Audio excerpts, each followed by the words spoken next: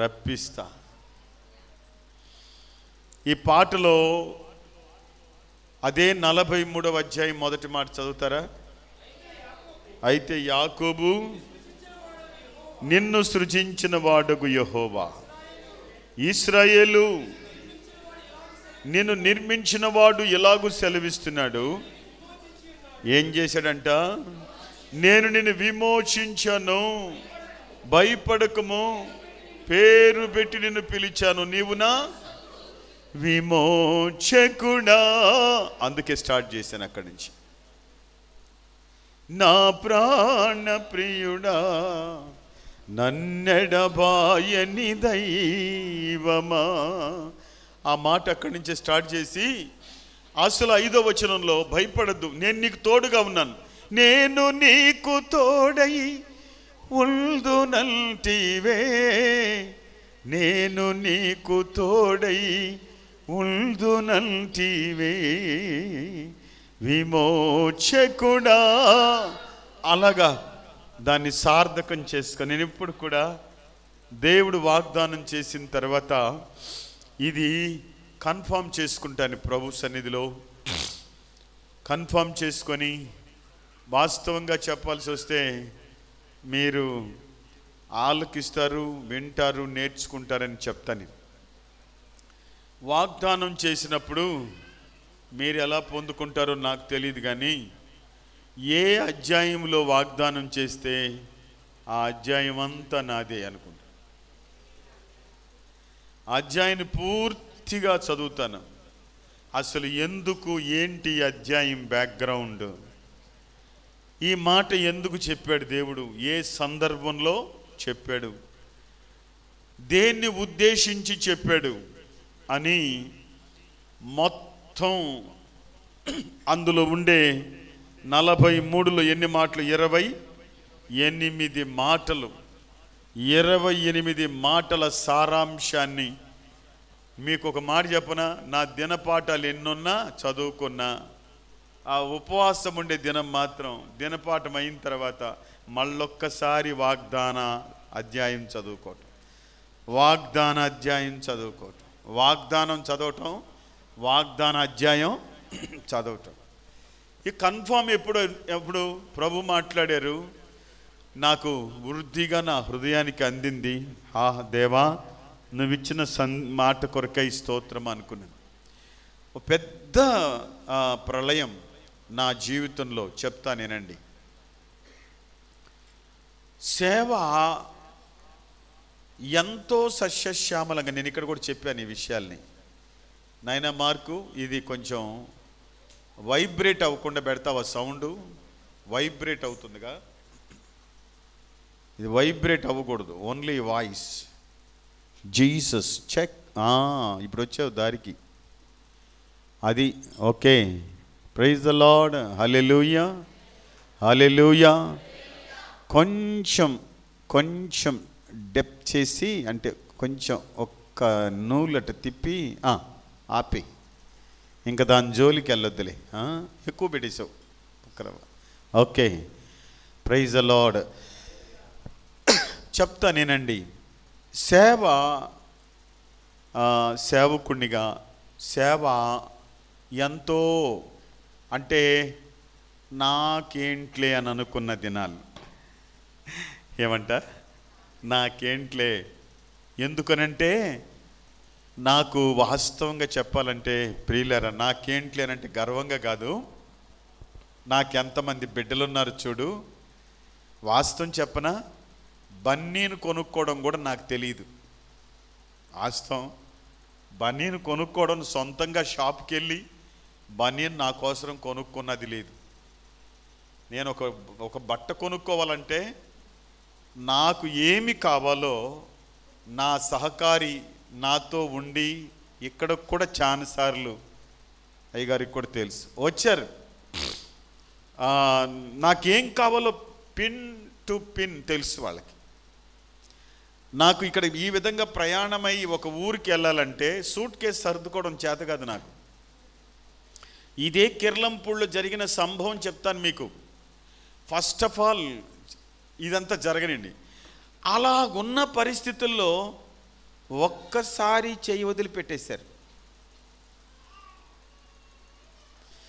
ఒక్కసారి చెయ్యి వదిలిపెట్టిన తర్వాత నా బుర్ర పాడైపోయింది. చాలా నేను ఎంత స్టేబుల్గా ఉన్నానో అంత డిస్టర్బ్ అయిపోయానండి. బాబు బయటికి వెళ్తున్నా, కట్ చెయ్యి. సంఘానికి ఇది, బిడ్డలకి, మన పిల్లలకి మాత్రం. ఓకే, నేను ఎంత స్టేబుల్గా ఉన్నానో అంత డిస్టర్బ్ అయిపోయాను. నాకంటూ దిక్కు లేదన్నట్టు అయిపోయాను. ఎంత బాధాకరమో. ఆ తర్వాత కొన్ని అప్పుడు నా యాత్ర ఎలా ఉండిందో చెప్తాను. అప్పుడు కిర్లంపుడికి వచ్చా, సూట్ కేసు సర్దుకొని వచ్చా. నేనే సర్దుకొని వచ్చినప్పుడు నా మిస్సెస్కి కూడా నాకులాగే పాపం, నాకేదైనా అవసరమైతే నా భార్య అన్నీ సర్ది ఇట్లా పెడుతుంది, కానీ కొన్ని మర్చిపోద్ది. ఇప్పుడు కూడా మర్చిపోయే తత్వం ఉందన్నమాట. బటన్స్ మర్చిపోయాను నేను. కిర్లంపూడికి వచ్చినప్పుడు నా జుబ్బా బటన్స్ మర్చిపోయా. బట్టలన్నీ సర్దుకొని వచ్చాను. పైన ఆరాధన జరుగుతుంది, నేను నెక్స్ట్ మెసేజ్కి వెళ్ళాలి. ఈ సంగతి ఇప్పటివరకు ఎవరికి తెలియదు. నేను సూట్ కేసుని హడావడిగా తీసి నా బట్టలు బయటికి తీసా.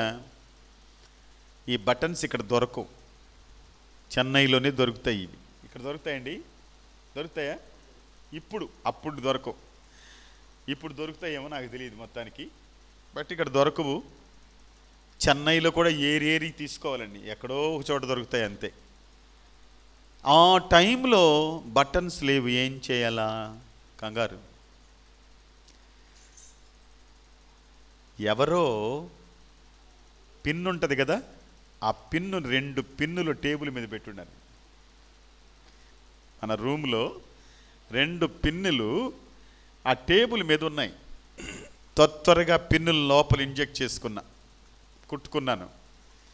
నా జుబ్బాకి బటన్స్ లేవు అన్నది కనబడకుండా వేసుకున్నా. టపటప పైకి వెళ్ళిపోయినా. ఇంకా అక్కడ నుంచి ప్రారంభమైంది నా పరుగు పందెం. రైట్ నౌ ఇప్పటి వరకు కూడా. ఒకవేళ ఇప్పుడు నేను ఏమి నేర్చుకున్నాను పాఠం అంటే, ఎంతమంది ఉన్నా నా అరలో నా ఫైల్ నాది నేనే సర్దుకోవాలనే లెవెల్కి నేర్చుకున్నాను. ఇప్పుడు ఎవరు వచ్చినా పర్వాలేదు, వస్తే మీరు ఉండండి పక్కన. ఇప్పుడు నా తమ్ముడు డానియల్ రేణిగుంటలో పరిచయం చేస్తాడు. ఒకవేళ మేము ఆ మధ్యలో ఎక్కడికో వెళ్తే నన్ను వదిలిపెట్టరు వీళ్ళు. నన్ను వదిలిపెట్టకుండా నా బట్టలు సర్దడానికి వస్తాడు. నేను నివారించేశాను, అయ్యా ఆగు, ఎందుకు ఈరోజు నువ్వు సర్దుతావు, రేపు నా సంగతి ఏంటి? అలాగే ఏమారిపోయాను నేను ఇప్పటి వరకు. చాలామంది నన్ను మోసం చేసి ఇలాగ అయిపోయింది పరిస్థితి. సో ఇప్పుడు నేను మేలుకున్నా. నేను మీకు ఈ మాటలు ఎందుకు చెప్తున్నాను తెలుసా? జీవితంలో ఎలాంటి ఆటుపోట్లు తప్పకుండా తగులుతాయి, డిస్టర్బ్ అయిపోకండి. ఎలాంటి ఆటుపోట్లు మన హృదయాన్ని తాకినప్పుడు బిడలారా ఒక్కసారిగా భరించలేము, ఒక్కసారి వాటిని మోది జయించలేము. ఎగతాళి పాలవుతాం, హేళన పాలవుతాం, అవమానపరుస్తారు. నడికట్టు కట్టుకున్నాను, నిలబడ్డాను. దేవునికి స్తోత్రం కలుగును గాక. చాలా సంవత్సరాలు నాకు మనసులో మంట, బాధ ఉండేది. నా సొంత బిడ్డలు, నా కడుపులో పుట్టిన బిడ్డల కంటే సేవకని సమర్పించుకొని లోపలికి వచ్చిన వాళ్ళని అంత ప్రేమించాను నేను. నా పిల్లలను కూడా నేను పట్టించుకునేవాడిని కాదు అంతగా. అంతగా వాళ్ళకి నేను పోషణనిచ్చాను. వాస్తవంగా కొత్త కాదు, సేవకుని సమర్పించుకొని లోపలికి వస్తే ఇంట్లో నుండి ఏది ఆశించకూడదు. పెళ్లి చేసి సేవా స్థలానికి పంపించి, నేనే పెళ్లి చేసి వాళ్ళకి సేవా స్థలానికి పంపించి, సేవా స్థలానికి పంపించేటప్పుడు 2 మాసాలు ఎతక్కుండా నూలు దారం కూడా కొనకూడదు. ఈచ్ అండ్ ఎవ్రీథింగ్, ప్రతిదీ నేనే ఆ స్థలానికి వెళ్ళి పర్చేజ్ చేస్తా. వాళ్ళు కొనుక్కోవాలంటే పాలు, మాంసం, ఆకుకూర కట్ట అంటే అవి అప్పటికే కొనుక్కోవాలి. కాబట్టి ఇలాంటివి అప్పటికప్పుడు కొనుక్కునేవి, వాటి కోసం కొంత డబ్బులు చేతిలో పెట్టి ఈ ప్రొవిజన్స్ అంతా కొని లోపల పెట్టి, నాయనా 2 మాసాలు మీరు వేగు చూడాలి. ఈ ప్రాంతం అంతా వేగు చూస్తే ఎలా చూడాలంటే, ఏమి లేదే అంటే తిరగకూడదు. మీరు అన్ని సమృద్ధిగా తింటూ తిరగండి, ప్రార్థన చేసుకోండి, తినండి. మీరు అంటే చూడండి, మీకు ఒక మాట చెప్తా. రోప్ ఉంది కదా, బట్టలు ఆరేసుకోవడానికి దారం, దాన్ని కూడా కొని పెట్టేస్తారు. దాన్ని కూడా పెద్ద బాక్స్ అండి, అది తీసుకెళ్ళిపోయి దించి పెట్టేసి, కొంతమంది అన్నారు, నీలాంటి తండ్రి దొరకాలి బాబు. నేను ఒక మాట చెప్తున్నాను ప్రియులారా, ఇలాంటి తండ్రిని తన్ని పారిపోయిన పరిస్థితులు ఉన్నాయి. వదిలేసి వెళ్ళిపోయారు.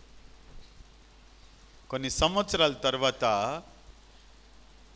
గత డిసెంబర్లో ప్రభు సన్నిధిలో వాగ్దానం కొరకు ప్రార్థన చేస్తుంటే నేను నమ్మలేని మాట మాట్లాడారు దేవుడు. నేను నమ్మలేని మాట. ఏం మాట అది? తూర్పు నుండి నీ సంతానమును తెప్పించెదను, పడమటి నుండి నిన్ను సమకూర్చి రప్పిస్తా, భయపడకము, నేను నీకు ఆగుదాం ఇక్కడే, భయపడద్దు, నేను నీకు తోడుగా ఉన్నా. ప్రభువా నీకు స్తోత్రం అనుకున్నా. నా లైఫ్ చెప్తున్నాను, ఇది నా లైఫ్. మీ లిటిల్ ఫ్లాగ్ చర్చ్ లైఫ్ కాదు, నాది ఏసీఏ చర్చ్ లైఫ్ చెప్తున్నాను. నా లైఫ్ చెప్తున్నాను, పర్సనల్. కాబట్టి బిడ్డలారా, మీరు ఆలోచించండి. ఇలాంటి త్రోవలో ప్రభు నాకు ఇచ్చిన వాగ్దానం పట్టుకొని ఆ రాత్రి నేను గత దినాలుగా కఠిన ఉపవాసంలో కూర్చొని ఉన్నప్పుడు ఆఖరి దినం ఏడవడానికి కూడా కళ్ళలో నీళ్లు లేవు. ఏడుస్తాము, ప్రలాపిస్తాము అని అంటే కళ్ళలో నీళ్ళు రావట్లేదు. అంత డ్రై అయిపోయిన నేను. ఇప్పటికీ నా బాడీ కోలుకోలేదు. అందుకే నేను నిలబడకుండా కూర్చొని మీతో మాట్లాడుతున్నాను. మీరు ఆలోచించండి, ఆ వాగ్దానాన్ని పట్టుకున్న గట్టిగానే ప్రభు అన్నాడు, తూర్పు నుండి నీ సంతానమును, పడమటి నుండి సమకూర్చి. ప్రభు మాట్లాడారు కదా, 100% ఇది జరిగి తీరుతుంది. 100%. అందుకని నేను నీకు తోడై ఉన్నాను అని అన్నాడు కదా. ప్రభువా నువ్వు నాకు తోడుగా ఉన్నావు, నీకు స్తోత్రం. ఈ రాత్రికాల సమయం దేవుని వాగ్దానం ఎవరికి? సంఘానికి చాలామంది వస్తారు, అందరికీ దేవుని వాగ్దానం వర్తిస్తుంది అంటారా? మీరు ఎలా పొందుకున్నారు? వాగ్దానం అడిగి దేవుని సన్నిధిలో ఉపవసించి పొందుకోండి. ఈ సంవత్సరం అంతటికి కావలసిన ఆ బొకిషం, దేవుని సన్నిధిలో ఉండేటువంటి ఆ వార్త మన గుండెలో పడేయడానికి ప్రభు సిద్ధం. పొందుకోవడానికి నువ్వు సిద్ధమా? దేవుని వాక్యం చెప్తుంది. ఎవరికి వాగ్దానం అంటే 1వ వచనం చదవండి. ఎవరికి వాగ్దానమో చెప్తాను. అయితే యాకోబు, నిన్ను సృజించిన వాడు యెహోవా, ఇశ్రాయేలు నిన్ను నిర్మించిన వాడు ఇలాగూ సెలవిచ్చున్నాడు, నేను నిన్ను విమోచించాను, భయపడకము, పేరు పెట్టి నిన్ను పిలిచాను, నీవు నా. ఆగుదాం ఇక్కడే. సృష్టించబడ్డ వారికి వాగ్దానం, సృష్టిలో విమోచించబడ్డ వారికి వాగ్దానం. మనమందరము సృష్టించబడ్డాం. కానీ సృష్టించబడ్డం కరెక్టే, కానీ ఎంత కరెక్టో విమోచించబడ్డ విషయం కూడా అంతకంటే అధికమైన కరెక్ట్. దేవునికి స్తోత్రం కలుగును గాక. మనం ఈ సృష్టిలో ఉన్న బిడ్డలు విమోచించబడాలి. విమోచించబడితేనే వాగ్దానము నీకు వర్తిస్తుంది. హల్లెలూయా. విమోచించబడ్డ బిడ్డలు, నిజమే నేను విమోచించబడ్డాను, ప్రభువు తన వాగ్దానాన్ని నా జీవితానికి ఇచ్చాడు. ఈ రాత్రికాల సమయం వాగ్దానము పొందిన మన జీవితం ఏ విధంగా ముందుకి కొనసాగాలి అన్నది మనం పరీక్షించుకుందాం. ఒక 4 మాటలు చెప్పన, దయచేసి గమనించండి. మొట్టమొదట, వాగ్దానము పొందుకునే బిడ్డలు దేవుని ఆత్మచేత ఎలా పురికొల్పబడతారు, దేవుని ఆత్మచేత ఎలా తాకబడతారు, దేవుని ఆత్మ కదిపి కుదపడం ఎలాగా అనేది మనం ఈ సమయంలో తెలుసుకుందాం. దేవుని వాగ్దానం పొందుకున్న బిడ్డల యొక్క కుదుపు ఎలా ఉంటుంది అని. దేవుని బిడ్డలు గమనించండి. మన ఆంధ్రప్రదేశ్లో ఒక ఊహాజనికమైన విధానం ఉంది. ఏంటనంటే, వాగ్దానము పొందుకునే విధానాలు వేరుగున్నాయి, వాగ్దానాన్ని ప్రకటించే విధానం కూడా వేరుగా ఉంది ఆంధ్రప్రదేశ్లో. నేను చూసి చాలా భయపడిపోయాను. అందరినీ తప్పు చెప్పడం కాదు, కానీ అసలు వాగ్దానం పొందుకునే విధానము భయంకరంగా ఉంది, వాగ్దానాన్ని ప్రకటించే విధానం కూడా భయంకరంగా ఉంది. సంఘ బిడ్డలు, ఉపదేశంలో ఉండేవాళ్ళు దీన్ని చాలా జాగ్రత్తగా గమనించాలి. Especially youth. దేవుని సముఖంలో ప్రార్థన చేస్తూ ఉన్న నీకు ఆయన మాట్లాడతాడు. మాట్లాడని దేవుడు కాదు. మనం మధ్యాహ్నమే ఏమనుకున్నాం? ఆయన స్వరం వినాలని ఆసక్తి కలిగిన వారు ఉన్నంతకాలం ఆయన మాట్లాడుతూనే ఉంటాడు. ఆయన చిత్తాన్ని జరిగించాలి అని ఆసక్తి కలిగిన వారు ఉన్నంతకాలం ఆయన చిత్తాన్ని బయలుపరుస్తూనే ఉంటాడు ఆయన. కాబట్టి స్వరం వినాలన్న ఆశ నీకుంటే విను, ఖచ్చితంగా ప్రభు మాట్లాడే తీరుతాడు. హల్లెలూయా. కాబట్టి ఎవరో చెప్తారు వాగ్దానం కాదు, దేవుడే తన స్వరాన్ని మనకు డైరెక్ట్గా వినిపిస్తాడు. అందుకని స్పెషల్గా మనమందరం చేయాల్సిన పని ఏంటంటే, ఇంకా ఎర్ర సముద్రం దాటినట్టు, దేవా యోర్దాను దాటినట్టు నేను పాత సంవత్సరంలో నుంచి కొత్త సంవత్సరంలోనికి అడుగు పెట్టబోతున్నాను. నువ్వు నాకు వాగ్దానం దయచేయి, నువ్వు నాకు వ్యక్తిగతంగా మీరు పోరాడండి. ప్రభు తప్పనిసరిగా మన ప్రతి ఒక్కొక్కరిని ఉద్దేశించి ఆయన ఏం చేస్తారు చెప్పండి? వాగ్దానం ఇస్తారు. ఆమేన్. హల్లెలూయా. వాగ్దానం ఇస్తారు. కనుక బిడ్డలారా, ఆ వాగ్దానం పొందుకునే శైలి, తత్వం, హార్ట్ యొక్క ఫంక్షనింగ్ ఎలా ఉంటుంది అంటే, మొట్టమొదట దేవుడు ఏం చేస్తాడో మొదటి మాట చదవండి దయచేసి. మొదటి మాట, అయితే యాకోబు నిన్ను ఇశ్రాయేలు ఇలాగు సెలవిచ్చుచు ఉన్నాడు, నేను నిన్ను విమోచించి ఉన్నాను, భయపడకము, పేరు పెట్టి నిన్ను పిలిచి ఉన్నాను. నీవు నా వాగ్దానం చేసేవాడు మనలను పేరు పెట్టి పిలుస్తాడు. హల్లెలూయా. వాగ్దానం చేసే దేవుడు మనల్ని ఏం చేస్తాడు చెప్పండి? పేరు పెట్టి పిలుస్తాడు. ప్రియులరా, ఇశ్రాయేలు ప్రజల్ని నడిపించే ఆ తరుణంలో మోషే కన్ఫ్యూషన్ అయినప్పుడు, ఇశ్రాయేలు ప్రజలు వాళ్ళు సరైన త్రోవలో నడవకుండా మోషేని ఇబ్బంది పెడుతుంటే, నీ సన్నిధి రాని ఎడల నన్ను ఇక్కడి నుంచి తోడుకొని పోవద్దని చెప్పాడా? చెప్పి ఆయన అన్నాడు, నీ సన్నిధి రావాలంటే తప్పకుండా నా సన్నిధి నీతో వస్తుందని చెప్పాడు మోషేతో దేవుడు అని అంటాడు. ఆయన నీ సన్నిధి రాని ఎడలని సందేహపడుతున్నాడని, అందుకు దేవుడు మోషేతో నిర్గమకాండం 33వ అధ్యాయం 17వ వచనం చదవండి. ఏం మాట్లాడుతున్నాడో తనతో పర్సనల్గా మాట్లాడే విషయాన్ని 17వ వచనం చదవండి. నిర్గమ కాండం త్వరగా నైనా. కాగా యెహోవా, నీవు చెప్పిన మాట చొప్పున చేసేదను. నీ మీద నాకు కటాక్షము కలిగినది. దేన్ని బట్టి ఎరుగుదును?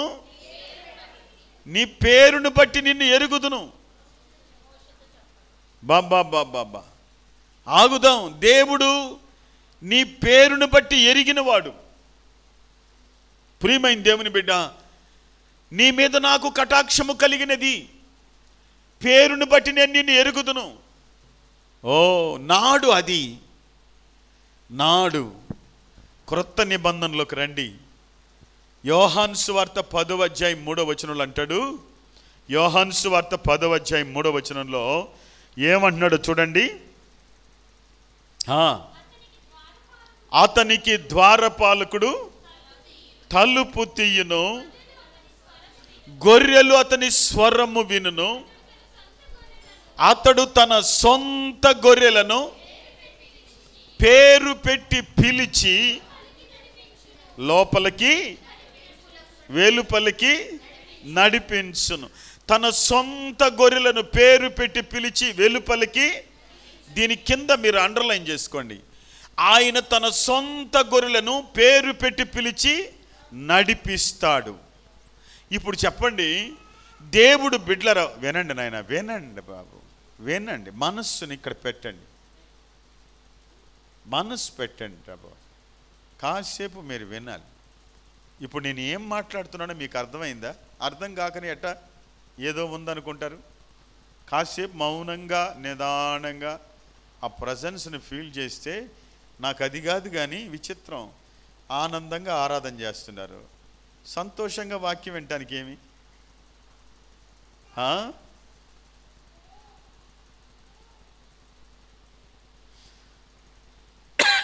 హల్లెలూయా. నేను అదే చెప్తున్నాను. ఆరాధనలో మీరు మీ ఇంప్రెస్ నేను చూసి ఒక మాట చెప్తున్నాను. ఎప్పుడైనా కిర్లంపూడికి వస్తే నేను అదే చెప్పేది. మీరు ఎమోషనల్గాను ఆరాధన చేయండి, ఆ తర్వాత ప్రజెన్స్ఫుల్గాను ఆరాధన చేయండి, నెమ్మదిగా కూడా ఆరాధన చేయండి. ఎమోషనల్ ఆరాధనే స్టాండర్డ్ చేసుకోబాకండి, అది నేను చెప్తున్నాను. It's two wrong. ఎమోషనల్ ఆరాధన, నేను కూడా నాట్యం ఆడతా, నాకు కూడా తెలుసు. నాట్యమాడి ఆరాధన చేస్తాను, గంతులేస్తా, దూకుతా, అన్య భాష మాట్లాడతాను. బట్ అదే సందర్భంలో ఒకే పాటలో 1.5 సేపు పాడి ప్రభునామాన్ని నెమ్మదిగా ఫీల్ చేస్తాను. 1/2 కిలో మాంసం తింటే సరిపోదు, కానీ ఒక ఎముక లోపలుండే ఆ మూలుగు జుర్రితే ఆ స్ట్రెంగ్తే వేరు. అర్థం? ఎవరండి అదే అలే మాంసం కేసు అది చెప్తున్నారేనండి. 1/2 కిలో మాంసం తింటే సరిపోదు, 4 ఎముకలు లోపల జురితే అందులో ఉండే మూలిగే స్ట్రెంగ్త్. అది చూడండి, దాన్ని రుచి చూసినోడు ఇక మాంసం జోలికి పోడు, దానికి కావాలంటాడు బుట్టేయమని. ఇక ఆయనకి చూపించారంటే మళ్ళీ మీ ప్రాణాలు తీస్తాడు. దేవునికి స్తోత్రం కలుగునుగాక. నవ్వుకుడి కాసేపు, దేవునికి స్తోత్రం. హల్లెలూయా, హల్లెలూయా. రండి. ఇలా అనుకుంటుండే కూడా కాన్సంట్రేషన్ మాత్రం స్పిరిట్లో ఉండాలి. హల్లెలూయా, స్పిరిట్లో ఉండాలి. అందుకే నేను చెప్తాను, మీరు అలాగే మెల్లగా ఒంటరిగా కూర్చోండి. అలా కూర్చొని 1 గంట సేపు పాడి మెల్లటి స్వరంతో ఇంట్లో పర్సనల్ గదిలో ఈ అనుభవం బిడ్డల్లోకి రావాలి. మీరు సంఘంలోనే ఆరాధన చేసి వెళ్ళిపోతున్నారు, ఇంట్లో ఆరాధన చేసినట్టు మీ మొఖాల్లో కనపడట్లా. నాకు స్తోత్రం కలుగును గాక. నిజమా కాదా? ఇంట్లో ఆరాధన కనపడదు. ఆడ అరుపుల ఆరాధన, ఆడ గొడవల ఆరాధన, ఆడ ఆటుపోట్ల ఆరాధన, ఏడొచ్చే పాటల ఆరాధన, ఏడైకో ఎమోషనల్గా ఆరాధన చేసేసి ఇంటికి వెళ్ళిపోతాం. మనం ఇంటికి వెళ్ళిపోయిన తర్వాత ఇంకేం గుర్తుంటుంది? బుర్ర. Praise God. నేను అది చెప్తున్నాను బిడ్డలారా, వినండి. కొంచెం డెప్త్కి వెళ్ళండి. దాని కింద అండర్లైన్ చేయండి. ఏమని తెలుసా? తన సొంత గొర్రెలను పేరు పెట్టి పిలిచి వెలుపలికి ఏం చేస్తాడట? చెప్పండి, ఏం చేస్తాడు? ఏం చేస్తాడు? నడిపిస్తాడు. ఏం చేస్తాడు? ఎందుకు పేరు పెట్టి పిలుస్తున్నాడు అంటే నడిపించడానికి. మన నడక వేరు, ఆయన నడిపించే నడక వేరు. మనం అటు ఇటు తొక్కుతామని తెలుసు ఆయనకి, మనం అటు ఇటు గంతులు వేస్తామని తెలుసు. అందుకని ఆయన చేయి పట్టుకున్నాడు అనుకోండి, మనము ఎలాగుంటుంది పరిస్థితి అంటే అయిష్టంగా ఉంటుంది అంతే. ఒక దైవ భక్తుడు, ఒక విశ్వాసి దేవుని సన్నిధిలో ప్రార్థించి ప్రభువా నువ్వు నాకు తోడుగా ఉన్నావా, నన్ను మర్చిపోయావా, నీకు తోడుగా ఉన్నావా, నన్ను మర్చిపోయావా ప్రభువా, నా పరిస్థితి ఏంటని చెప్పి ఒంటరిగా గదిలో ప్రార్థన చేసేసుకుని అలాగే నీరసించి లోపల అట్లాగే కింద ఒరిగిపోయాడట, నిద్రలోకి వెళ్ళిపోయాడు. అతని కలలో దేవుడు చూపించాడట, ఇద్దరు మనుషులు నడిచిపోతున్నట్టు చూపించాడు. ఆ తర్వాత ఒక లోయ వచ్చింది, ఆ లోయలో ఒక్కడే నడిచినట్టు కనపడిందట. కొంత ముళ్ళ కంప గచ్చ పొదలట్లా కనపడ్డాయి, అక్కడ ఒక్కడే నడిచినట్టు కనపడిందట. ఇక సమభూమి వచ్చింది, అక్కడ ఇద్దరు నడిచినట్టు కనపడిందట. ఈయనకు అర్థం కాలేదు, ఏంది ప్రభువా ఇదనంటే అప్పుడు ప్రభు చెప్పారట, నీతో ఉన్నానా లేనా అన్న సందేహం నీకెందుకు, లోయలో నువ్వు నడవలేవని నిన్ను ఎత్తుకొని నడిచాను, అందుకే నా ఒక్కడి పాదాలే అక్కడ కనపడతాయి. సమభూమిలో మన ఇద్దరం కలిసి నడిచాం, అందుకు ఇద్దరు నడిచిన పాదాలు అక్కడ కనపడతాయి. నేను నీతో లేనన్న సందేహం ఎందుకు నీకు, నీతో నేనున్నాను. ప్రైజ్ గాడ్, నీతో నేనున్నాను. కాబట్టి దేవుని బిడ్డలారా ఆలోచించండి, మన జీవితంలో దేవుని ప్రేమను గురించి ఒక చిన్న మాట చెప్తా మీకు. జకరియా గ్రంథం 13వ అధ్యాయం 9వ వచనం, దేవుని ప్రేమ యొక్క డెప్త్ చదవండి. ఇక్కడ అమ్మా ఆ 3వ భాగము, నేను అగ్నిలో నుండి వెండిని తీసి సిద్ధపరిచినట్లు, అది సిద్ధపరచడము శుద్ధిపరచడం, ప్యూరిఫై, శుద్ధపరిచినట్లు శుద్ధపరుతును, బంగారమును శోధించినట్లు శోధింతును, వారు నా నామమును బట్టి నేను శుద్ధి చేసినప్పుడు శోధించినప్పుడు వారు మొర్ర పెట్టగా నేను వారి మొరని ఆలకింతును. లిసన్, వినండి. ప్రేమ లోతేంటి? వెండిని తీసినట్లుగా అగ్నిలో నుండి. ఇది ఏంటంటే ఆ అగ్ని శోధనలకు సూచన. శోధనల్లో చూడండి, శోధనలో పడ్డా మనం. నువ్వు మాట చెప్పన, వెండిని నిర్మలము చేసినట్లు, బంగారమును శుద్ధపరిచినట్లు, ఆయన శుద్ధపరచుటకు తన ప్రేమ మనలను శ్రమకు శోధనకు అప్పగిస్తానని. శోధన సహించువాడు ధన్యుడా. ఎక్కడ మర్చిపోయి చెప్తున్నారేమో, ఒకసారి శుభ్రంగా చదవండి దాన్ని. శోధన సహించువాడు, నిజమే చెప్తున్నారా? ధన్యుడైతే ఎందుకు భయపడటం? ధన్యుడైతే ఎందుకు భయపడటం? శోధన వస్తుందని ఎందుకు ఏడవటం? శోధన సహించుకోవడానికి ఎందుకు ఉక్కిరి బిక్కిరైపోవటం? దీన్ని గ్రహించుదురని నేను చెప్తున్నా ఈ మాట. మీరు గ్రహించండి, మనము శోధనల్లో ప్రవేశించినప్పుడు దేవుడే పంపుతాడు. ఎందుకో తెలుసా? బంగారమును వెండిని శుద్ధిపరిచి శోధించినట్లు నీవు నేను ఆ శోధనల మధ్యలో అమ్మా దేవా ఇంక తట్టుకోలేను ప్రభువా, నువ్వు నన్ను కనికరించు ప్రభువా, నువ్వు కటాక్షించు ప్రభువా, నువ్వు దయ చూపించు ప్రభువా, ఇంక నా వల్ల కాదు ప్రభువా, నీ పాద ధూళిని పరీక్షించు బాగా ప్రభువా. ఓయమ్మా, అయ్యా ఉపవాసం ఉండి ఏడుస్తుంటే, కన్నీరు కారుస్తుంటే, సంఘములో అయ్యగారికి విన్నపం తెలియజేస్తుంటే, ప్రజలందరూ చేతులెత్తి బిడల కొరకు ప్రార్థన చేస్తుంటే వాళ్ళు కురింగిపోతున్నారు, వాళ్ళు బాధింపడుతున్నారు, వాళ్ళు దేవుని శ్రమల ద్వారా ఒత్తిడికి గురి అయిపోయినారు. ఇంకేం తట్టుకోగలరు, ఎలాగ బయటపడగలరు? ఇలాంటి పరిస్థితుల మధ్యలో దేవుడు పక్షపాతి అన్యాయస్తుడు కానే కాదు. నిన్ను ఆయనే పంపాడు నిర్మలం కొరకు, శుద్ధి చేయటం కొరకు, శోధించుట కొరకు. వెంటనే నువ్వు మొర్ర పెట్టినప్పుడు ఆయన నీ మొర ఆలకిస్తాడు. యాకోబు రాత్రంతా దేవుని సన్నిధిలో పెనుగులాడాడు కదా.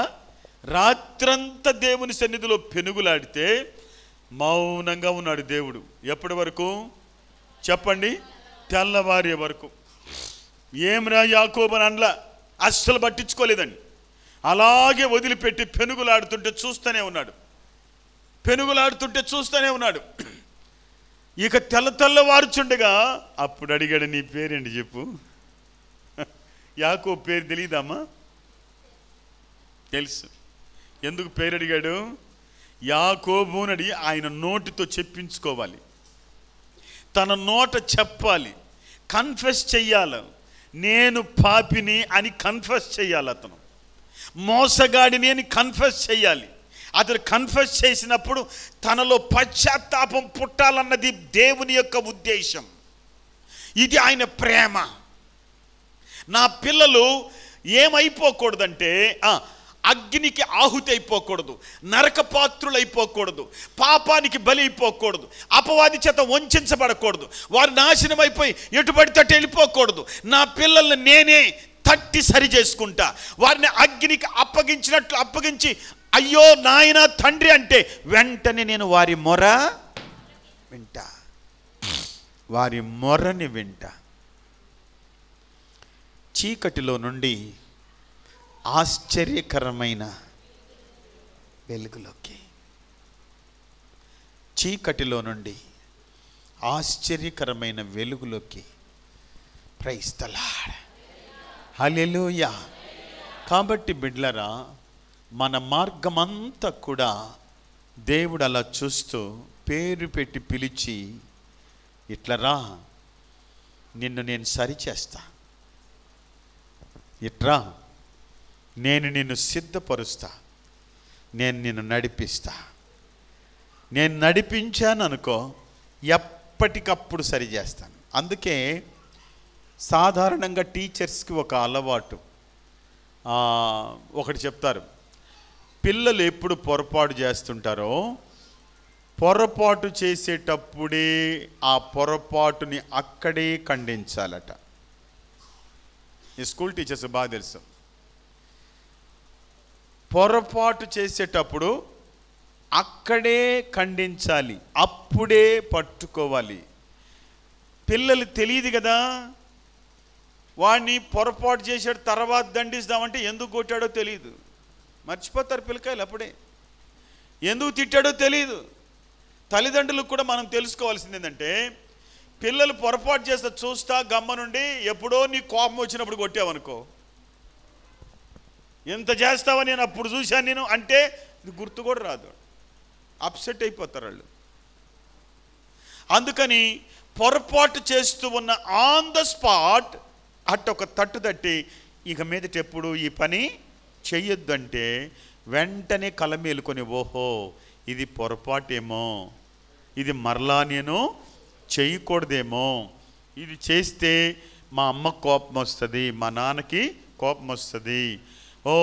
కొంతకాలం తర్వాత సండే స్కూల్కి పంపినప్పుడు సండే స్కూల్ టీచర్స్ చెప్తారు, ఇలా చేస్తే తప్పురా, ఏసైకి ఇష్టం ఉండదు అని అంటే, ఓహో దేవునికి కూడా ఇష్టం ఉండదేమో ఇలా మనం చేయటం అన్నది వాళ్ళకి లోపల గ్రహింపు పుట్టినప్పుడు వెంటనే నడకని మార్చుకుంటారు. వెంటనే వాళ్ళ యొక్క నడక పద్ధతిని మార్చుకుంటారు. అందుకు నేను చెప్తున్నా, దయచేసి గమనించండి. కాబట్టి దేవుడు అంటున్నాడు, వాగ్దానం వడిలే వేయక ముందు పేరు పెట్టి పిలిచాడు. ఎందుకో తెలుసా? నీకు నడవడం రాదురా ఇశ్రాయేలు, నీకు నడవడం రాదు, నా చెయ్యి పట్టుకో, నేను పట్టుకుంటా నీ చెయ్యి, రా. ఒకవేళ శోధన అనేది ఎదురైతే భయపడబాకు, శ్రమ ఎదురైతే భయపడబాకు, కష్టము ఎదురైతే కృంగిపోవద్దు. నేను నీతో ఉన్నా, నువ్వు ఎక్కడ కష్టపడుతున్నావో అక్కడ నిన్ను పైకి లేపుకుంటాను. అయితే కష్టాన్ని అప్పటికప్పుడు తొలగించను, కష్టములో నేను కూడా నీతో ఉంటాను. అదిలేని కష్టములో నేను కూడా నీతో ఉంటా. చూడండి, దావీదు లోయలో, ఆ లోయలో ఉన్నప్పుడు దావీదుతో కూడా దేవుడు కూడా లోయలో ఉన్నాడు. రా బయటికంటే లాజరు వచ్చినట్టు వచ్చేయడా? తెలియదు ఆయనకి ఆయన శక్తి ఎంత గొప్పది. కాబట్టి బిడ్డ, వాగ్దానం పొందుకున్న నీ జీవితంలో దేవుడు వాగ్దానాన్ని చేతికిచ్చి నీ ఇష్టం వచ్చినట్టు వాడుకో అని చెప్పడు. కానీ వాగ్దానం పొందుకునేక ముందు పేరు పెట్టి పిలిచి నడక నేర్పుతాడు ఆయన. హల్లెలూయా, నడక నేర్పుతాడు. రెండవ మాట చూడండి దయచేసి, రెండవ మాట 43వ అధ్యాయమే 2వ వచనం చదువుతారా? 43వ అధ్యాయమే 2వ వచనం. నాయనా, నీవు జలములలో బడి మైకులో చదువు నాయనా, నీవు జీవం లేకుండా చదువుతున్నావురా. మైకి చేసేయండి అక్కకి. Okay, yes.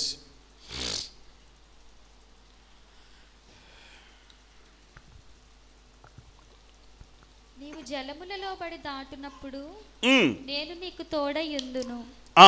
నదులలో బడి వెళ్ళునప్పుడు అవి నీ మీద పొర్లి పారవు. నీవు అగ్ని మధ్యను నడుచునప్పుడు కాలిపోవు. జ్వాలలు నిన్ను కాల్చవు. నాకు ప్రియమైన దేవుని బిడ్డ, దయచేసి గమనించండి. ఆయన నీకు వాగ్దానం ఇచ్చేటప్పుడు ఇచ్చే రెండవ అభయం ఏంటంటే నిన్ను కాపాడుతాడు. ఆయన పేరు పెట్టి పిలిచి నడిపిస్తాడు. నంబర్ 1. నంబర్ 2, అగ్ని కావచ్చు, అది ఇంకా ప్రళయం అంటే ప్రవాహము కావచ్చు, ఏదైనప్పటికీ అందులో నిన్ను నడిపించే సమర్థుడు, కాచేవాడు, కాపాడేవాడు. మీకు ఒక 3 సంభవాలు చెప్తాను, బాగా ఆలోచించండి.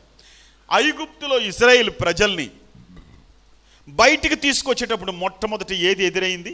ఎర్ర సముద్రం ఎదురైంది.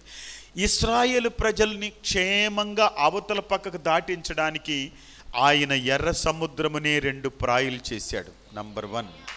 నంబర్ 2 చూడండి దయచేసి, కొంత దూరము ప్రయాణం చేసిన తర్వాత ఒక తరము ప్రజలు చచ్చిపోయారు. చెప్పండి, ఒక తరము ప్రజలు చచ్చిపోయారు. నెక్స్ట్ తరములోకి వెళ్ళేటప్పటికి మోషే కూడా అయిపోయాడు. యోర్దాన్ దాటాల్సి వచ్చినప్పుడు మోషే ఉన్నాడా? లేడు. మోషే కూడా దాటిపోయాడు. ఆ తర్వాత యోర్దాన్ దాటారు.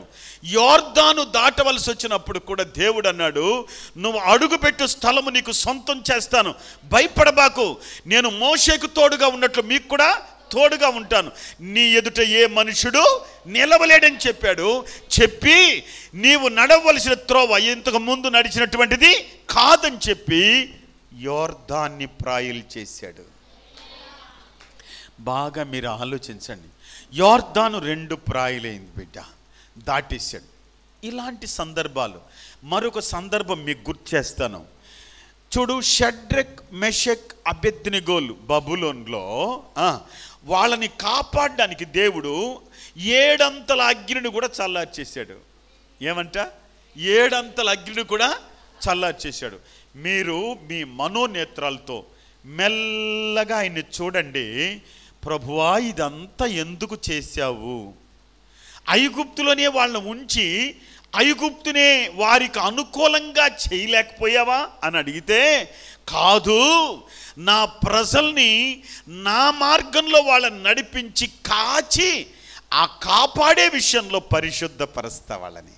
దట్స్ పరిశుద్ధపరచడం.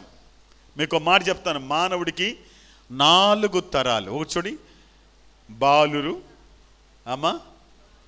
యవనులు, చెప్పండి 4 మొట్టమొదటి ఏంటి?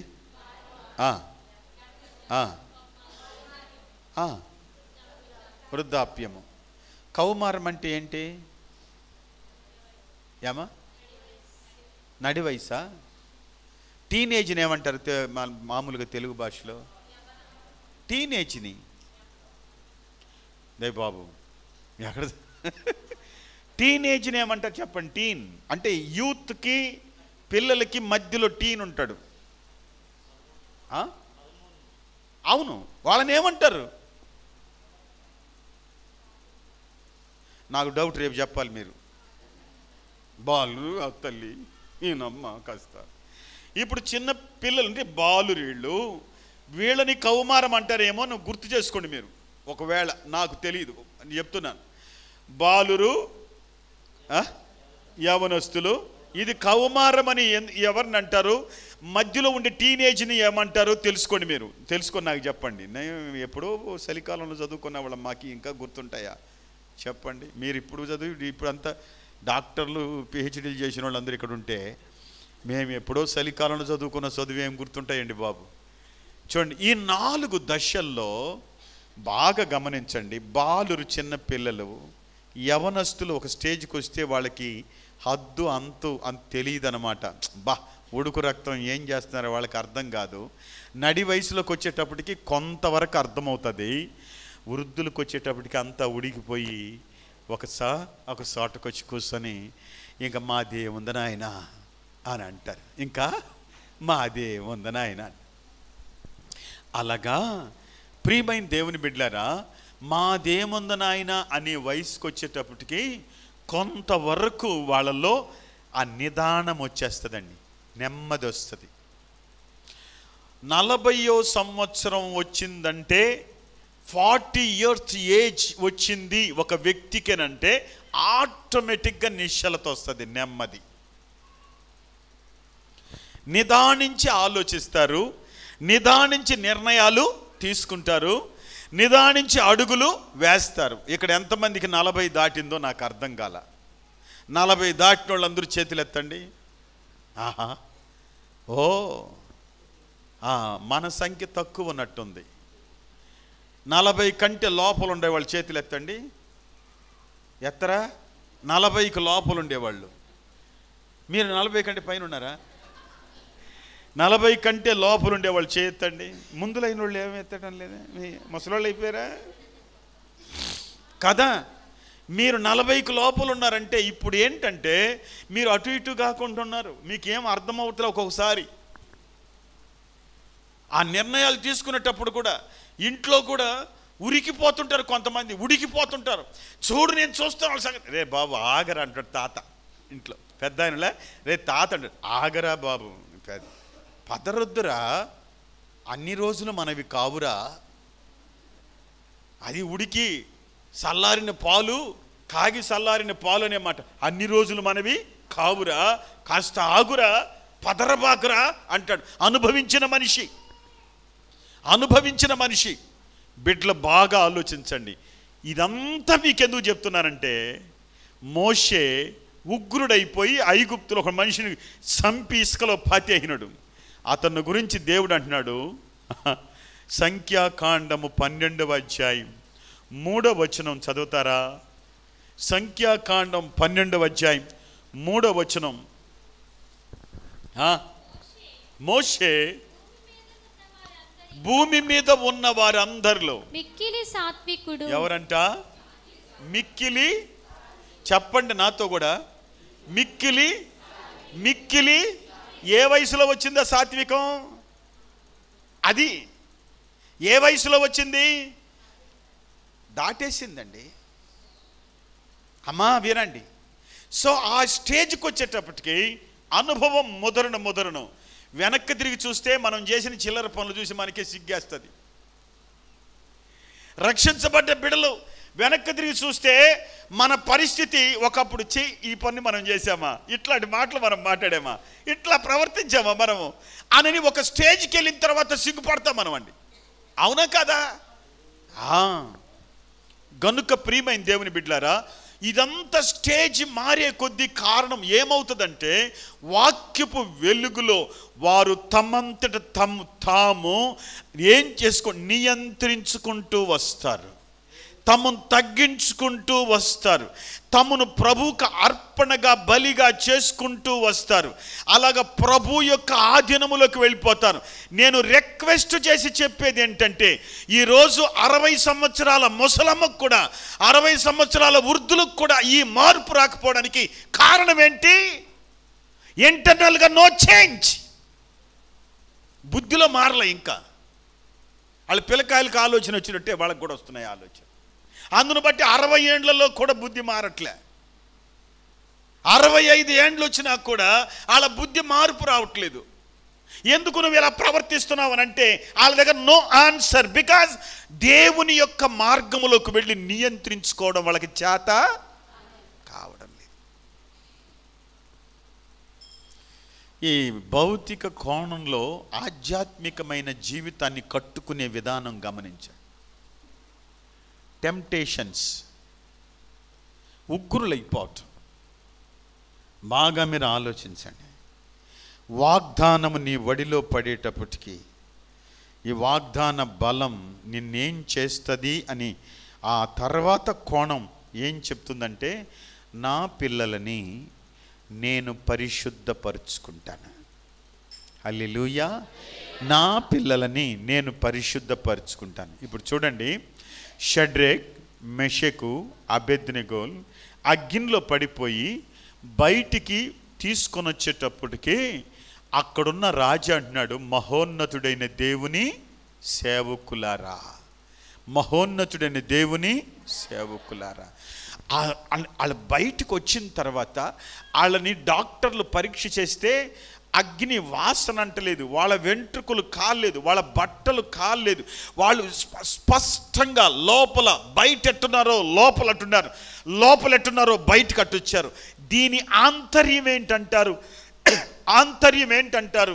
సంఘములో ఒక రకంగా, బయటికి వెళితే ఉద్యోగ స్థలంలో ఇంకొక రకంగా, అక్కడేమో మలినమైపోవడం, ఇక్కడికి వస్తే పరిశుద్ధ వేషం ధరించితే మన జీవితం ఏమైపోద్దంటే శుద్ధీకరణకు తగినటువంటిది కానీ కాదు. No holiness. నువ్వు అబద్ధం ఆడడానికి భయపడాలి. ఒకవేళ ఇన్ కేస్ బుద్ధిపూర్వకంగా పొరపాటున అబద్ధం ఆడేసావు, అబద్ధము అని తెలిసింది, లోపల గంట కొట్టినట్టు. ఈ మాటకు వస్తే నాకు సందర్భం అప్పుడప్పుడు గుర్తొస్తుంది. నేను అప్పటికి సేవకు రాలేదు, ప్రభువుని నమ్ముకున్నాను, సంఘానికి వెళ్తున్నా, సేవకులతో ఆడికెళ్ళి ఆరాధన చేస్తున్నాను. ఆ టైంలో మా నాన్న నాకు ఒక పని చెప్పాడు. అప్పుడు నేను ట్యూటర్గా పనిచేస్తున్నాను. కొంత డబ్బులు నా చేతి ఇచ్చి ఈ పని చేసి పెట్టినాయన అని చెప్పి అమౌంట్ ఇచ్చేసి నాయన ఊరికి వెళ్ళిపోయాడు, మా ఊరికి వెళ్ళిపోయాడు. నేను తడలో ఉన్నాను. ఆ సోషల్ వెల్ఫేర్ పైన నాకు రూమ్ ఇచ్చారు, ఆ రూములో నేనుంటా. డబ్బులు ఇచ్చేసి ఆయన ఇంటికి వెళ్ళిపోయాడు. పని అంతా అయిపోయింది, చిల్లర మిగిలింది. ఆయన పోతా పోతా మాట అన్నారు, దీనికి ఎంత ఖర్చు అవుతుందో చూసుకొని మిగిలింది నాకు ఇవ్వు అని అన్నాడు. నేను అది జోబీలో పెట్టుకొని, మా నాయన అన్నాడు, మరుసటి రోజో మూడో రోజో నాకు కనపడి పని అయిపోయిందా అని, పని అయిపోయింది నాన్న, అయితే ఏమన్నా మిగిలిందా అన్నాడు. ఏం మిగలలేదన్నా, ఏం మిగలలేదన్న అన్నాను. మా నాన్న వెళ్ళిపోయాడు, నమ్మాడు కొడుకుని, వెళ్ళిపోయాడు. అప్పుడు నేను తప్పటడుగులేసే విశ్వాసిని. నా విధానం ఎట్లుండదో చూడండి. ఆయన వెళ్ళిపోయి పడుకునేసి ఉంటాడు. ఈ టైం అయింది 9. నేను ప్రార్థనకి వెళ్ళాను, నా క్లాస్కి వెళ్ళాను, మ్యాథమెటిక్స్ నేను డీల్ చేశాను. అది చెప్పేసేసి నా రూమ్కి వెళ్ళిపోయాను. భోంచేసేసి మోకాళ్ళు వేసి ప్రార్థన చేద్దామని పోతే పరిశుద్ధాత్మ దేవుడు అడుగుతున్నాడు, అయిపోయిందా, మిగల్లేదా, అయిపోయిందా, మిగల్లేదా, మిగిలింది చూడు, అయిపోయిందా అమ్మా. నా వల్ల తట్టుకోలేకపోయా నేను. అక్కడి నుండి సైకిల్ తీసుకొని, మన ఊరు తెలుసు కదండి, బత్తలవరం రూట్లో వెళ్ళి ఇంటికి వెళ్ళాను. మామూలుగా విలేజ్లో 8:30, 8, 9కంతా కంప్లీట్గా సగం నిద్రలోకి వెళ్ళిపోతారు. నేను 9 గంటలకి నాకు ఈ పోరాటం, సైకిల్ తీసుకొని పడతా ఉన్నా పరుగు. ఇంటికి వెళితే అప్పటికే నిద్రపోయినారు మా అమ్మ నాయన వాళ్ళందరూ. వెళ్ళి నేరుగా నాన్న మంచం దగ్గరికి వెళ్ళి కూర్చున్న అట్ల కింద. మా నాన్న ఉలిక్కిపడి పైకి లేచాడు మంచంలో నుంచి. ఏరా ఇప్పుడెందుకు వచ్చినావు అన్నట్లుగా, నాయనా ఇప్పుడెందుకు వచ్చావు అన్నట్లు లేచేసాడు. మా అమ్మ లేచేసింది, మా నాన్న లేచేసాడు. అందరూ బిత్తరపోయి చూస్తున్నాను నా వైపు. నేనన్నాను, నాయన నువ్వు నా దగ్గర డబ్బులు ఇచ్చావు, ఖర్చు అవ్వను, మిగిలింది నాయనా, నేను మిగల్లేదని చెప్పాను అనడమే నాకు పట్టలేనంత దుఃఖం వచ్చేసింది. బోరుమని ఏడ్చేశాను అక్కడే. అప్పటి వరకు ఎంతో భారంగా ఉన్న గుండె ఎంతో తేలికైపోయింది. మా నాయన అన్న మాట ఏంటో తెలుసా, ఎట్ట బతుకుతావురా నువ్వు, అమ్మాయి కూడా పిల్లకాయలు ఎట్టెట్నో బతుకుతున్నారా, ఎంత వెర్రోడు వారా నువ్వు, ఎట్లుంటారా, మిగిలింది కూడా అనుకో, ఏమి నువ్వు ఖర్చు పెట్టుకోవచ్చుగా అనంటే అన్న మాట తప్పు. నేను ఖర్చు పెట్టుకోవచ్చు, బట్ నేను చెప్పింది ఏంది, అబద్ధం చెప్పానుగా. మిగిలిందా అంటే మిగిలింది నాన్న, నేను తీసుకోనా అంటే ఎంత చక్కగా తీసుకోమని ఉండేవాడేమో. కానీ నేనేమన్నాను, మిగల్లేదని చెప్పాను.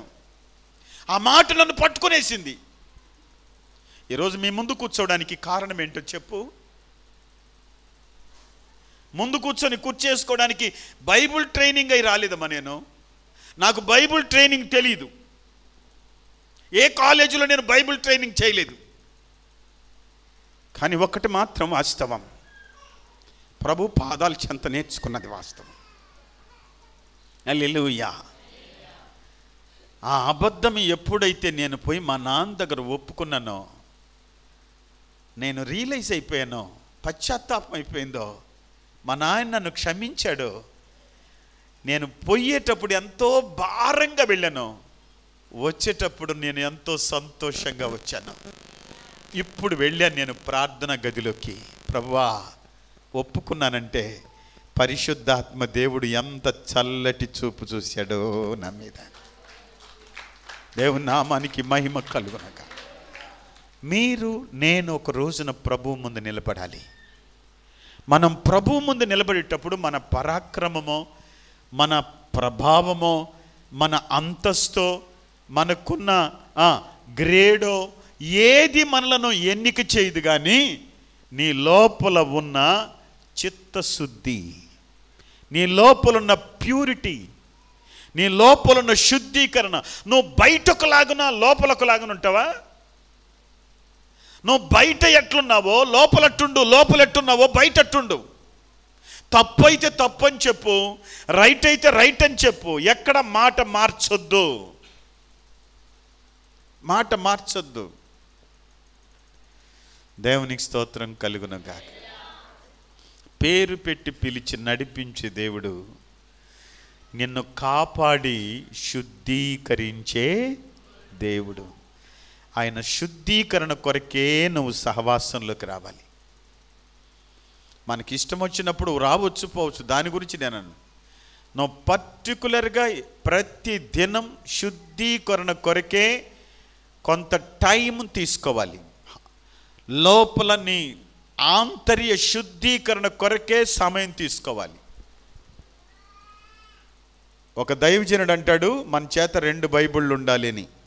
నా దగ్గర 2 బైబిళ్ళు ఉన్నాయి. ఒక బైబిల్ నేను ఇంట్లో పెట్టుకుంటాను, ఒక బైబిల్ నేను పర్సనల్గా చదువుకోవడానికి, ఒక బైబిల్ని ప్రసంగాన్ని సిద్ధం చేసుకోవడానికి. రెండింట్లోనూ అదే పని చేయలేను. నా పర్సనల్ బైబిల్ నన్ను దేవుతుంది, నా ప్రసంగ బైబిల్ ప్రసంగాన్ని దేవుతుంది, అంతే. నన్ను దేవడానికి ఒక బైబిలు, నిన్ను దేవడానికి ఒక బైబిలు. అలా నేను 2 పెట్టుకుంటా. 2 ఉన్నాయి నా దగ్గర. ఇది ఈరోజు కూడా అడిగాను, అసలు పాత ప్రింటర్ ఉందా అని. అంటే వస్తుంది అని అన్నారు. ఇది నాకు తిప్పి తిప్పి చినిగిపోయింది. ఈ సైజు వస్తే తీసుకుంటాను. ఈ తిప్పి తిప్పి, ఇది కొత్తదే కానీ తిప్పి తిప్పి చినిగిపోయింది. ఆ చినిగిపోతే నా మనసు చినిగిపోయినట్టు అనమాట. ఎంత బాధేస్తుంది కదా. కాబట్టి ప్రియమైన దేవుని బిడ్డలారా, రెండింటిని పెట్టుకుంటాను నేను. నాకైతే అవసరం, నీకు ఒకటి చాలు. నువ్వు ప్రసంగం చేయట్లేదుగా. ప్రసంగం చేసే బిడ్డలకు 2 కావాలి. నువ్వు ప్రసంగం చేస్తూ ఉన్నావు కాబట్టి నువ్వు 2 పెట్టుకో. ఇంకా ఎవరైనా ప్రసంగం చేస్తుంటే బ్రాంచెస్కి వెళ్ళి 2 పెట్టుకోండి. ప్రీచింగ్ ఒకటి, నీ టీచింగ్ ఒకటి, నీ పక్షాన టీచింగ్ ఒకటి. నువ్వు నాతో మాట్లాడు. ఆయన మాట్లాడే సందర్భాలన్నీ అండర్లైన్ చేసుకున్నాడు. ఎంత పెద్ద బోధకుడైనా దేవుని చేత తమను తాము శుద్ధీకరించుకోకుండా మోసెస్ ఇక్కడ కూర్చోడానికి అర్హుడు కానే కాడు. ఎప్పుడు అర్హుడు కాదు. నాకు ప్రియమైన బిడ్డలారా వినండి, సంవత్సరం యొక్క ప్రారంభ దశలో మన శుద్ధీకరణ చూసి ప్రభు ఒక్క మాట అనాలి. ఏమనో తెలుసా? నేను నిన్ను శుద్ధీకరించడానికే నువ్వు సమయం హెచ్చించుకుంటున్నావంటే యు ఆర్ గ్రేట్. నువ్వు చాలా గొప్పదానివి అమ్మా. నువ్వెవరివి? చాలా గొప్పదానివి. మీకు ఒక మాట చెప్తాను. ఇశ్రాయేలు ప్రజలని దేవుడు ఏం చేస్తూ వచ్చాడంటే, చూడండి, ఆయన తనని బయలుపరుచుకుంటూ వచ్చాడు. ఇశ్రాయేలు పరిశుద్ధ దేవుడను నేనే. పలు సందర్భాల్లో నీ పరిశుద్ధ దేవుడను, పలుమార్లు అంటాడు నేను నీ పరిశుద్ధ దేవుడు. Holy God, praise the Lord. దేవుని స్తోత్రం చెప్పండి ఇంకోసారి. హల్లెలూయా. కాబట్టి ఎప్పుడైతే ఆయన పరిశుద్ధుడని మనకు తెలిసిందో, మనం కూడా కాలడానికి ఇష్టపడదాం, తగ్గించుకోవడానికి ఇష్టపడదాం, శుద్ధీకరించుకోవడానికి ఇష్టపడదాం. షరతులొద్దు. దాంట్లో ఏమంటారు, వాళ్ళ నిర్ణయాలు, నేను ఇంతే, మారను, అలాంటి లోపలు ఉంటాయి అన్నమాట. అవి బయటికి కనపడం కదా, అవి లోపలు ఉంటాయి.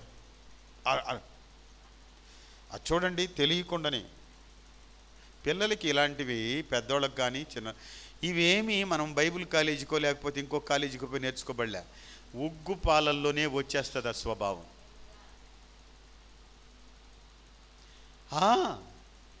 లోపల అది అలాగే గూడు కట్టుకొని ఉంటుంది.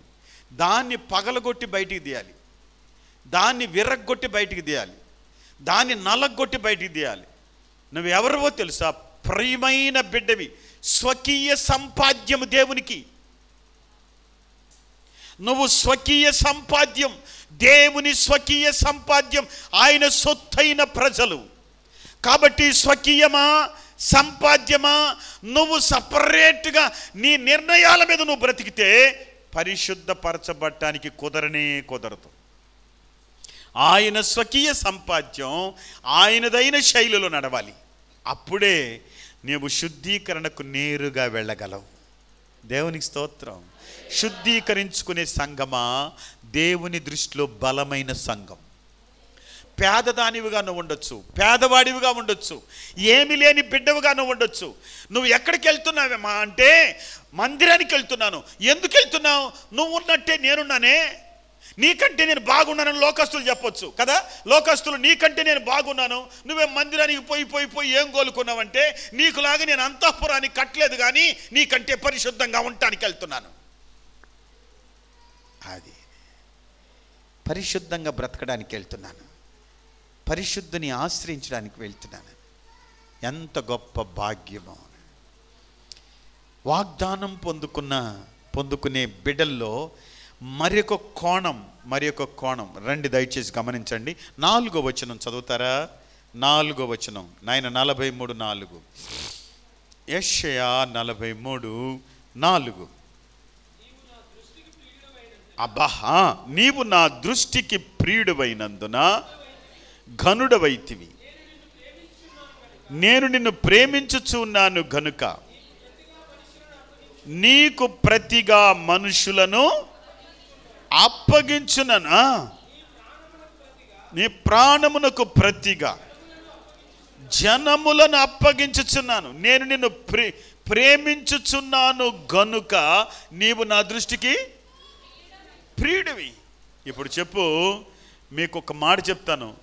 సమయము అయిపోయింది కనుక దీన్ని కుదించి మీతో ఒక చిన్న మాట చెప్పేస్తా. ఆయన ప్రేమిస్తే ఉంటుంది, చూసుకో. ఒక మాట ఎఫెసీ పత్రికలో పౌలు 5వ అధ్యాయం 24, 25 ఈ 2 మాటలు మీరు చదవండి, అక్కడ స్పష్టంగా అర్థమైపోద్ది నీకు.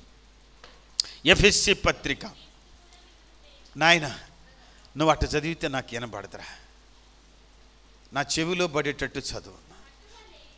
నేను చెప్పేది నీకెందుకంటే నువ్వు ఎంత తింటే సరిపోదు, అర్థమైందా? కొంచెం స్ట్రెంగ్త్గా తింటే మైక్ నోట్లో నుంచి సౌండ్ వస్తుంది. చెప్పు, చదువు. సంఘము క్రీస్తునకు లోబడినట్టుగా. సంఘము ఎన్నో వచనం చదువుతున్నా? 24. ఓకే. సంఘము క్రీస్తునకు లోబడినట్లుగా భార్యలు కూడా ప్రతి విషయములోను తమ పురుషులకు లోబడవలెను. పురుషులారా మీరును మీ భార్యలను ప్రేమించుడి. అటువలే మీకు మాట చెప్తాను. ఈ వచనం చదివినప్పుడు నాకు నవ్వు వస్తుంది. ఎందుకంటే మొన్న ఒక పెళ్లి చేసేటప్పుడు, ఇక మీదట పెళ్లిలో ప్రసంగం చేయను అన్న. ఆ పెళ్లి చేస్తా ఇక మీదట పెళ్లిలో ప్రసంగం చేయను అని అనగానే వేదిక మీద కూర్చున్న పాస్టర్లు, అవతల పక్క నిలబడుకున్నటువంటి పెద్దలు, పెళ్లిపేటల మీద ఉండే పెళ్లి కొడుకు పెళ్లి కూతుర్లు అందరూ నా సై పెద్ద కళ్ళు పెట్టుకొని చూశారు, ఎందుకు ప్రసంగం చేయను అంటున్నాడని. ఆ తర్వాత నిదానంగా చెప్పాను, పెళ్లిలో ప్రసంగం ఎవరు వినట్లేదన్న. ఎవరు వింటున్నారు?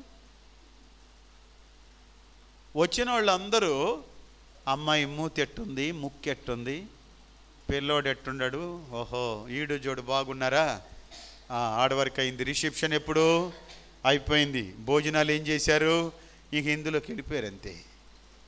అవునా? ప్రసంగం విన్నారు. దేవుడు ఈరోజు నాతో మాట్లాడినాడు అని అన్న వాళ్ళు పెళ్లి ప్రసంగంలో ఎవరున్నారు చెప్పండి? నిజమా కాదా?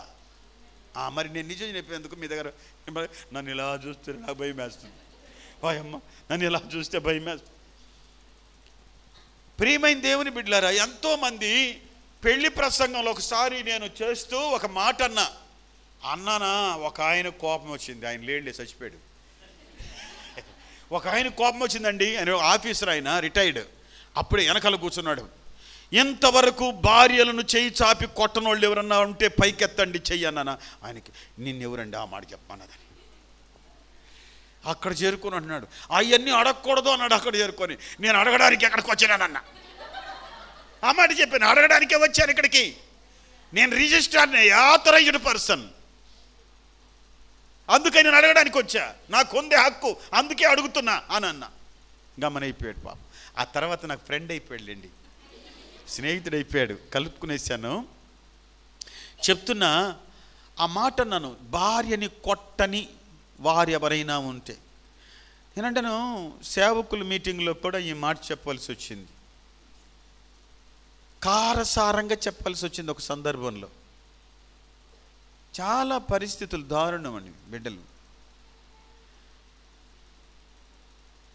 ఆదివారం ఆరాధన రోజునే భార్యని మధ్యలో కొట్టేసి ఇద్దరు వచ్చి లోపల కూర్చొని, దేవా నీకు స్తోత్రం,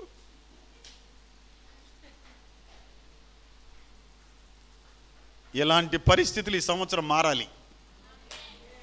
హల్లెలూయా. మారాలి ఈ సంవత్సరం. దాని తర్వాత చదవండి ఆయన. అటువలే క్రీస్తు కూడా సంఘమును ప్రేమించి అది కళంకమైన, ఇదిగో ఇక్కడ చూడండి, అది కళంకమైన ముడతైన అట్టిది మరి ఏదైనా లేకుండా పరిశుద్ధమైనది గాను నిర్దోషమైనది గాను మహిమగల సంఘము గాను ఆయన తన ఎదుట దానిని నిలవబెట్టుకోవాలని వాక్యముతో ఉదక స్నానము చేత దాన్ని పవిత్రపరిచుటకై దాని కొరకు తన్ను తాను అప్పగించుకున్నాడు. ఎందుకు ప్రేమించినాడు అనంటే ఆయన ఎదుట నిలబెట్టుకోవటం కోసం.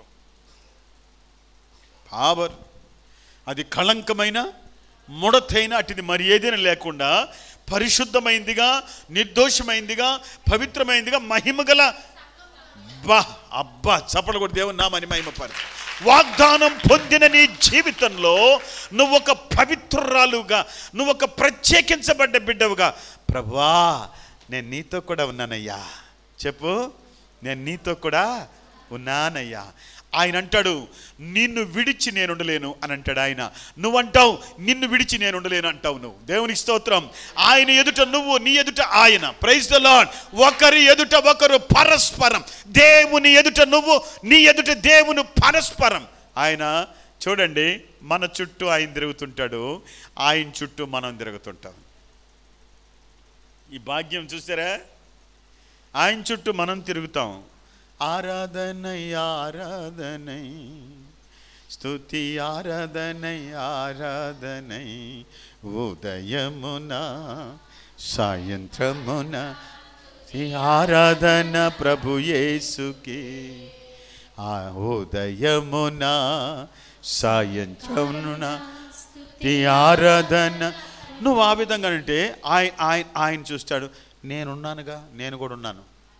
ఆయన సన్నిధి నేను కూడా. నువ్వు ఆయన చుట్టూ, ఆయన నీ చుట్టూ. నువ్వు ఆయన చుట్టూ, ఆయన నీ చుట్టూ. నువ్వు అంటావు నువ్వు లేకుండా నేను ఉండలేను ప్రభు అంటే, ఆయన అంటాడు మెల్లగా చెవిలో, నువ్వు లేకుండా నేను కూడా ఉండలేనంటాడు. Praise the lord. నువ్వు లేకుండా నేను కూడా ఉండలేను. ఆ ప్రేమ డెప్తే ఇప్పుడు మనం సజీవంగా ఉండటం. ఆ ప్రేమ డెప్త్. ఇప్పుడు చెప్పు, పేరు పెట్టి నేను పిలిచింది ఎందుకో తెలుసా? చెయ్యి పట్టి నడిపించడానికి. నిన్ను కాపాడాడు ఎందుకో తెలుసా? పవిత్రపరచడానికి. నిన్ను ఆయన ప్రేమిస్తున్నాడు ఎందుకో తెలుసా? తన ఎదుట నిన్ను నిలవబెట్టుకోవడానికి. చివరి మాట అదే అధ్యాయంలో 7వ వచనం చదవండి. చివరి మాట బిడ్లారా, 7వ వచనం చదవండి. మానుకుందాం. నా మహిమ నిమిత్తం నా నామము పెట్టబడిన వారందరినీ తెప్పించదము. ఆగుదాం ఇక్కడే. నా నామము పెట్టబడిన వారందరినీ. మొట్టమొదట పేరు పెట్టి పిలుస్తాడు, పవిత్రపరుస్తాడు, ప్రేమిస్తాడు. ఆయన నామాన్నే ఇస్తాడు. ఆలోచించు, ఆయన నామాన్నే ఇస్తాడు. అతడు నా నామమును ఎరిగిన వాడు గనుక నేను అతన్ని అతడు నా నామమును ఎరిగిన వాడు గనుక నేను అతన్ని, అతడు నన్ను ప్రేమించగా నేను అతన్ని తప్పించేదను. అతడు నా నామమును ఎరిగిన వాడు కనుక నేను అతన్ని ఘనపరిచేదను. అతడు నాకు మొర్ర పెట్టగా నేను అతనికి ఉత్తరం. రాండి, అతని నామమును ఎరిగితే మనల్ని ఏం చేస్తారంట? ఘనపరుస్తాడేమే. ఘనత నీకు దక్కుతుంది. దేవుడు తన నామాన్ని మనకి ఎందుకు ఇస్తాడు అని అంటే, నీలో ఆయన మహిమ పడడానికి. నీలో ఆయన మహిమ పడడానికి. నేను ఒక మాట చెప్తాను ప్రియమైన బిడ్లారా, ఆయన మహిమ పడేది చెట్లో కాదు, ఆయన మహిమ పడేది పుట్టలో కాదు, ఆయన మహిమ పడేది మనం కట్టిన బిల్డింగ్లో కాదు, ఆయన మహిమ పడేది మనం కొన్న పొలములో కాదు, ఆయన మహిమ పడేది ఇంకెక్కడో ఎక్కడో కాదు. ఆయన మహిమ పడేది నీలోనే. ఆయన మహిమ పడేది నీలోనే, నీ సాక్ష్య జీవితంలోనే, నీ నడవడికలోనే ఆయన మహిమ పడతాడు. హల్లెలూయా.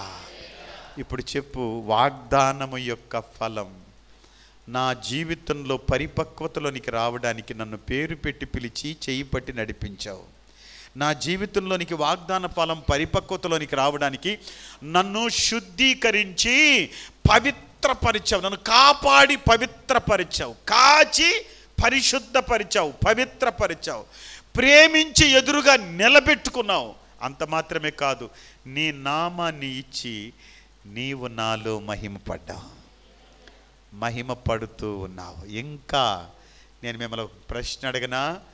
మహిమ పడ్డాడా, మహిమ పడుతూ ఉన్నాడా? డౌట్ వచ్చేసిందండి.